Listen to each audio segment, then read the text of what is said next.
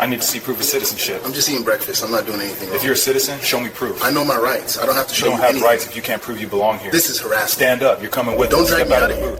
Rookie IC agents Danny Reyes and Connor Holt were doing a sweep through the east side of downtown when Reyes looked through the window of a corner diner and saw a black man sitting alone in a booth.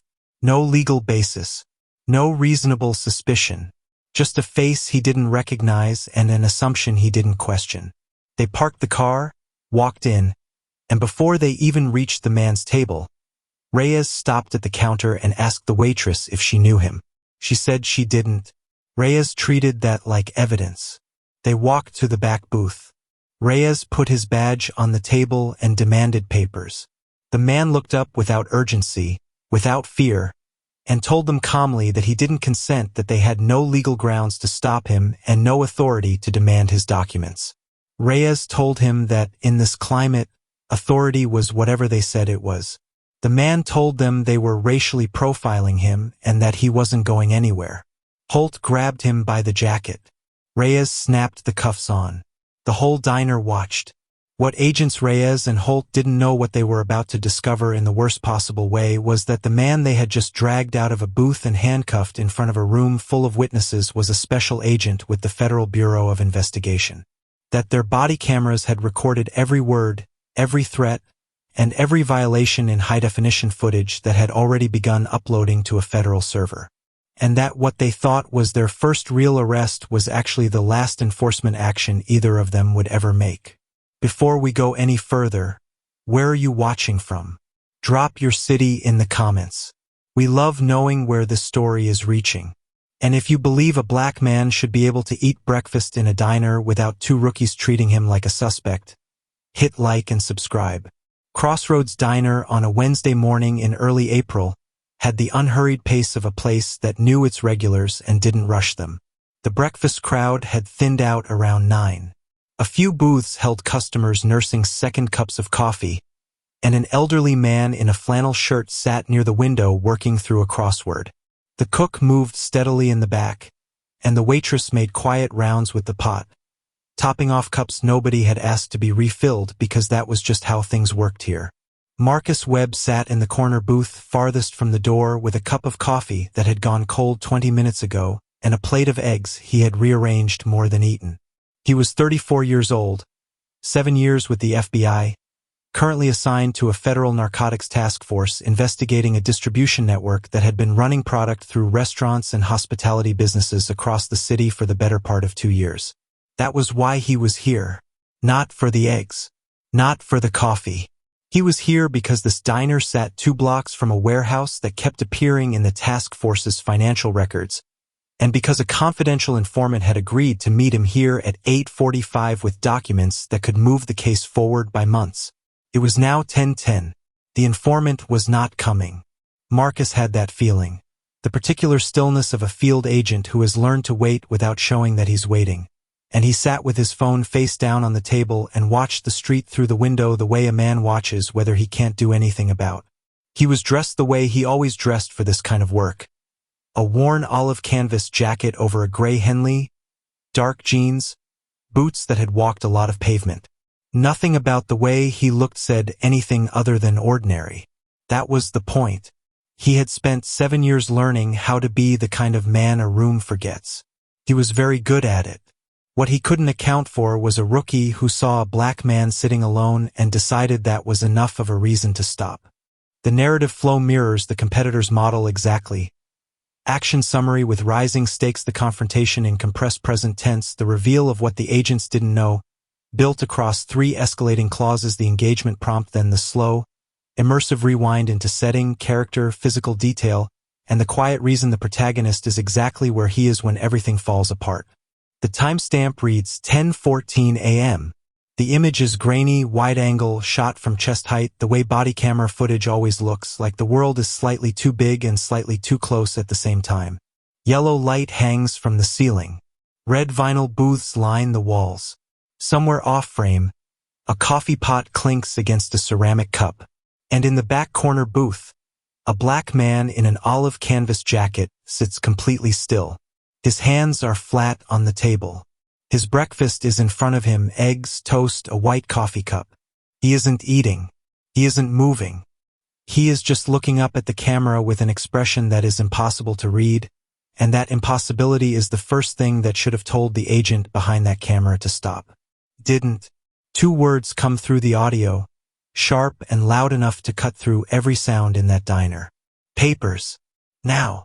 The man doesn't flinch, doesn't blink, doesn't reach for anything. He just looks up, slowly, deliberately, the way a man looks up when he has already decided exactly how this moment is going to go. And when he speaks, his voice is so quiet and so controlled that the diner goes still around it without anyone meaning to. You need to think very carefully about what you're doing right now. Not a threat, not a plea, a warning. Calm, precise, and heavy, with something the rookie agent behind that camera doesn't yet have the experience to recognize. The particular stillness of a man who knows exactly how much danger he's in and has chosen, deliberately, not to show it. A chair scrapes. A second agent moves into the frame. The camera shifts, and the man in the booth watches both of them with eyes that miss nothing, and says nothing more. The diner holds its breath.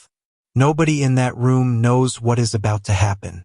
Nobody knows who this man really is, what he carries in his jacket pocket, or what is already being recorded on the device strapped to the chest of the agent who just made the worst decision of his life. But somewhere in the back of the diner, an old man in a flannel shirt quietly sets down his crossword. Even he can feel it. Something is very, very wrong, and it hasn't even started yet. 20 minutes earlier, Crossroads Diner was the quietest place on the block. The light inside was the color of late morning. Warm yellow pushing through windows that hadn't been cleaned since winter, softening everything it touched. The vinyl booths ran red along both walls, worn smooth at the edges from years of people sliding in and out. A ceiling fan turned overhead without much conviction. Somewhere in the back, a radio played something low and country that nobody was really listening to. The smell of bacon grease and coffee had settled into the walls so long ago it was just part of the air now. Marcus Webb had been sitting in the last booth for 75 minutes. The eggs in front of him had gone cold at the 40-minute mark. The coffee was worse.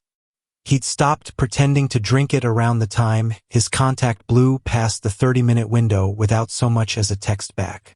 Now it was 45 minutes. The phone on the table hadn't moved. The screen hadn't lit up. Marcus kept his eyes on the street through the window and kept his breathing even and kept his hands still, because that was what 7 years in the bureau trained you to do when a situation started going sideways. You didn't let your body say what your mind was thinking. His mind was thinking this meat was burned. The contact's name was Eddie Voss, small-time logistics coordinator for a narcotics network that had been bleeding product into the city's restaurant supply chain for 2.5 years. Marcus had spent 4 months building the relationship. 4 months of careful conversations, slow trust, calculated patience. Eddie had agreed to bring physical records, invoices, delivery logs, names, the kind of documentation that would transform a federal case built on surveillance and assumption into something a prosecutor could actually use. For months. And now Eddie was 45 minutes late and completely dark on every channel. Marcus picked up his phone and sent one more text. 3 words. You still coming? The read receipt appeared immediately. Eddie had seen it. Eddie wasn't answering, which meant one of 2 things. Either Eddie had gotten cold feet or someone had gotten to Eddie first. Marcus felt the case he'd spent months assembling begin to crack at its foundation. Right there in a corner booth over a plate of cold eggs. He was still staring at the phone when he heard the door open. Chapter 3. Danny Reyes had been an ICE field agent for 14 months, and in those 14 months, he had made 11 arrests. He knew the number because he kept track. He knew each name, each location, each outcome. He reviewed them the way an athlete reviews game tape, looking for patterns, looking for improvement, looking for proof that he belonged in this job. Because that was the thing nobody told you when you graduated the academy. The badge didn't silence the doubt. You had to earn that silence yourself, one collar at a time, until the weight of your record was heavier than the weight of your uncertainty. 11 arrests. None of them significant. None of them the kind that made a supervisor look up from his desk. Connor Holt sat in the passenger seat and scrolled through his phone, mostly quiet the way he usually was when Reyes was in this mood. Holt had learned early that Reyes operated at one speed on patrol, forward, and that the most efficient thing a partner could do was stay out of the way and be ready when something happened. He wasn't passive exactly. He just hadn't developed his own instincts yet, and in the absence of instincts, he had learned to borrow Reyes's. It was easier. Felt like competence. He hadn't yet understood that borrowed judgment has no brakes. Reyes drove the east corridor slowly, the way he always did, window down despite the cold, eyes moving across storefronts and sidewalks and parking lots with the restless attention of someone who needed to find something because the alternative was another empty shift and another day the number stayed at 11. They passed Crossroads Diner at 10:08. Reyes looked through the window the way he looked through every window, and he saw the usual scatter of morning customers. An old man near the front, a waitress making rounds, a couple near the middle booth sharing something on a phone. And then, in the back corner, a black man sitting alone. No food in front of him, he was eating. No company. Just sitting, looking at his phone, completely still in a way that Reyes's brain instantly coded as waiting rather than resting. Reyes hit the brakes. Holt looked up from his phone. What? That guy in the back booth. Reyes's eyes hadn't moved from the window. You see him? Holt looked. He's just sitting there. Exactly. Reyes was already pulling to the curb. Pull over. Let's see what his deal is. Holt hesitated for half a second, something in his gut shifting in a way he couldn't name and didn't examine, and then he unbuckled his seatbelt. The bell above the diner door announced them before anything else did. J. Reyes walked in first, the way he always walked into spaces, like he'd already decided what was going to happen inside them. Holt followed a half step behind, eyes adjusting to the warm light, immediately clocking the room the way the academy had taught him. 12 customers. 2 exits. 1 waitress at the counter. 1 cook visible through the pass-through window. And in the back corner booth, the man still sitting exactly as he had been, eyes on his phone, completely unaware or appearing to be. Reyes went straight to the counter. He pulled out his badge and held it up just long enough for the waitress to see it, then tilted his head toward the back booth. You know that guy? The one sitting alone in the back. The waitress glanced over her shoulder, then back at Reyes. No. Never seen him before today. How long has he been here? Over an hour, maybe longer. But he's been ordering, so. Thank you. Reyes was already moving before she finished the sentence. Holt followed, and as they walked the length of the diner, something shifted in the room. Conversations didn't stop, but they quieted. The old man by the window looked up from his crossword. The couple in the middle booth stopped scrolling. The waitress stayed very still behind the counter, the way a room goes still when it senses something is about to go wrong. Reyes stopped at the edge of Marcus's booth and put both hands on the table, badge out, leaning in with the particular posture of someone who had decided authority was a physical thing you imposed on a space. Sir. His voice came out louder than the diner required. We're ICE agents. We need to see your papers. Identification and proof of citizenship. Right now. Marcus didn't look up immediately. He finished reading whatever was on his phone screen. He set the phone down face up on the table with a deliberateness that was its own kind of statement. Then he looked up at Reyes, and his expression was the most unreadable thing Reyes had ever seen on a human face. Not angry, not afraid, not surprised. Just still. Measuring. On what grounds? 3 words. Quiet as a closed door. Reyes straightened up, jaw tightening, and Holt watched his partner's hand move, almost imperceptibly, toward his belt. Reyes didn't answer the question.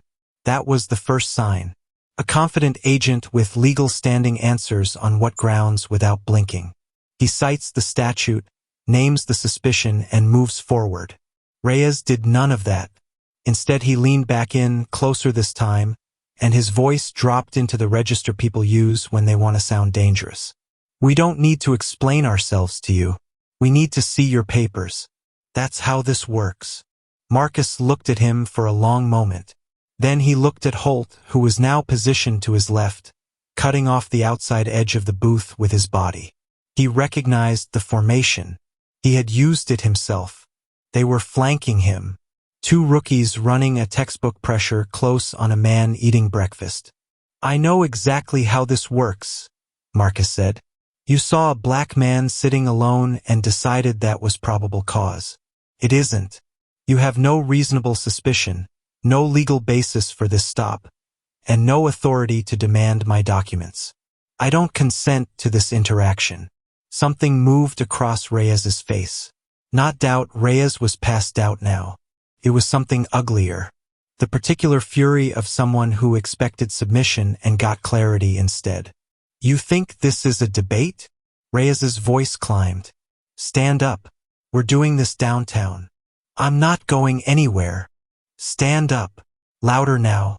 The whole diner had gone completely silent.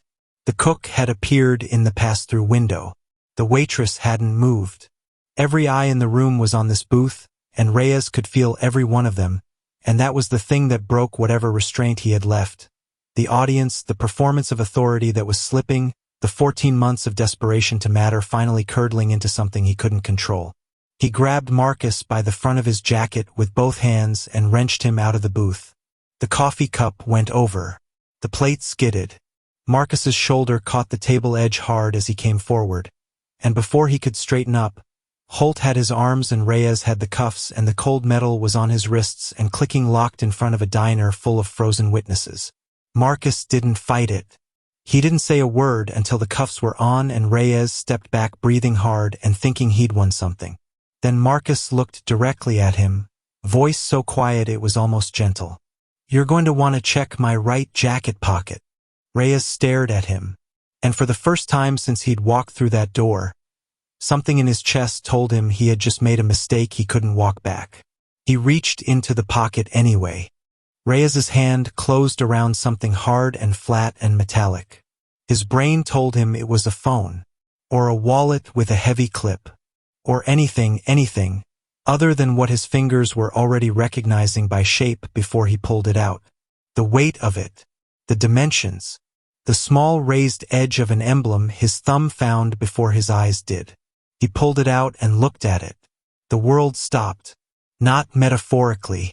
The diner actually stopped. Every sound, every movement, every breath seemed to suspend at exactly the same moment, as if the room itself understood what Reyes was holding before Reyes did. The Federal Eagle. The shield. The words Federal Bureau of Investigation embossed in metal that caught the diner's yellow light and threw it back without apology. Reyes stood there holding it with both hands now, the way you hold something you're afraid to drop, and his face did something it had never done in 14 months of enforcement. It went completely blank.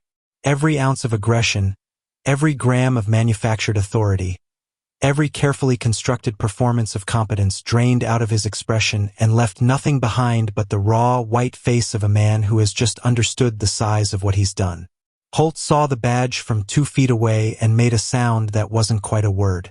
Behind the counter, the waitress put her hand over her mouth. The cook's radio played on in the back, the only sound left in the entire building. A country song about a long road home, absurdly quiet, absurdly ordinary, filling a silence that had no business being filled. Marcus Webb stood with his wrists still cuffed behind his back and looked at Danny Reyes with an expression that hadn't changed once through the entire encounter. Not when they'd approached. Not when they'd flanked him. Not when the cuffs went on. Still, measured, and now carrying something new underneath it, the cold, unhurried patience of a man who knows exactly how the next 10 minutes are going to go. Look at the camera on your chest, Marcus said. His voice was completely level. It's been recording since you walked through that door. Every word, every threat, every second of what you just did to a federal agent conducting an undercover operation. He paused, letting that land. Take the cuffs off. Now. Reyes's hands were shaking so badly he dropped the badge. It hit the tile floor with a sound like a gavel. And somewhere across town, on a federal server neither rookie knew existed, the footage finished uploading. FBI Supervisory Special Agent Diane Caro walked through the door of Crossroads Diner 19 minutes after Marcus's call and took in the room the way agents take in rooms. One sweep, everything cataloged, nothing wasted. She saw the tipped coffee cup still dripping off the table edge. She saw the badge on the floor where Reyes had dropped it. She saw Marcus standing with the red marks fresh on his wrists. And she saw two rookies near the door who looked like men waiting for a sentence to be read. She walked to Marcus first, looked at his wrists, looked at his face. "You good?" "I'm fine." He paused. "The case isn't." She held his gaze for 1 second, and something passed between them that didn't need words. The particular grief of federal agents who understand that some damage can't be undone. And then she turned to face Reyes and Holt with an expression that made every remaining customer in the diner find somewhere else to look. The ICE field supervisors arrived 4 minutes later. Nobody in that room needed the footage explained to them. They watched it on Reyes's own body camera in the middle of the diner, standing around a cracked screen in the yellow light, and the silence as it played was a different kind of silence than the one after the badge hit the floor. That silence had been shock. This one was reckoning. Reyes was suspended before he reached his vehicle. Holt 30 seconds after. Badges and weapons surrendered at the table where Marcus had been eating cold eggs an hour ago. The footage was flagged for the DOJ before end of day. The DHS Inspector General opened a formal inquiry by morning. A federal civil rights attorney filed for preservation of evidence before the week was out. The machinery of consequence, once started, didn't pause. But Marcus sat back down in the corner booth while it all unfolded around him and looked at his phone and stared at Eddie Voss's name and the read receipt underneath his last unanswered text. For months. Gone. A contact who would never resurface. A case that would have to be rebuilt from the foundation or abandoned entirely. The arrest that broke Reyes and Holt would cost Marcus something real. Something that couldn't be recovered with a lawsuit or a headline. He picked up the cold coffee and drank what was left of it anyway. Because here was the thing that would stay with him. The thing that sat heavier than the marks on his wrists or the ruins of his operation. Every charge against Reyes and Holt existed because Marcus had a badge in that pocket. The body camera rolled. The federal server uploaded. The system responded. But somewhere in this city right now there was another man in another diner booth. No badge. No bureau. No federal server preserving every second of what was about to happen to him. Just a black man eating breakfast. And nobody coming through that door in 19 minutes.